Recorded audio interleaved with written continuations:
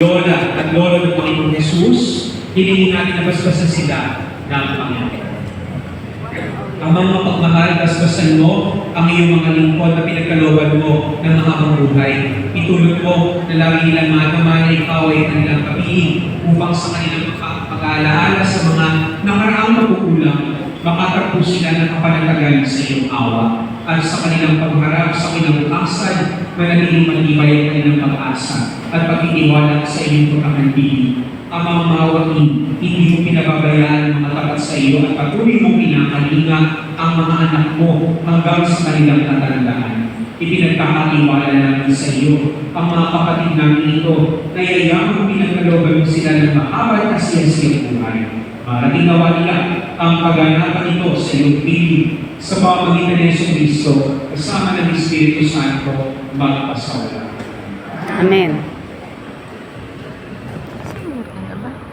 66 na ako.